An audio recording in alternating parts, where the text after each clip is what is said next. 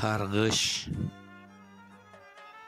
hakikata, saadete, leke urgan istibdat. Körmez senden insanoğlu, ne merhamet ne imdat. Çok zamanlar emdin, ezdin, kul gibi insanları. Astın, kestin, acımadın, akıtkan kanları.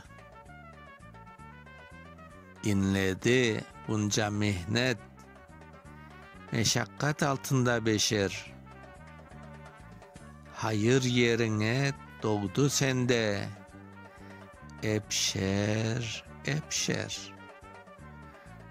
Çok bol, cellere bat, anda çürüsün kemiklerin.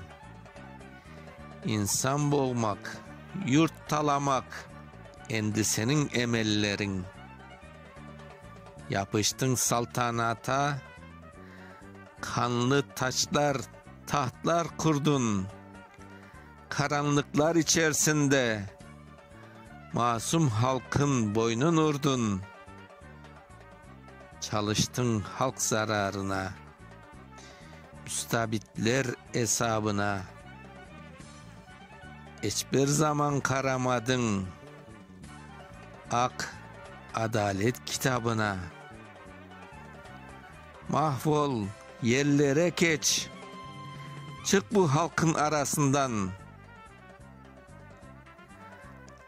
Ak sallasın kök bayrağı, istibdadın karasından.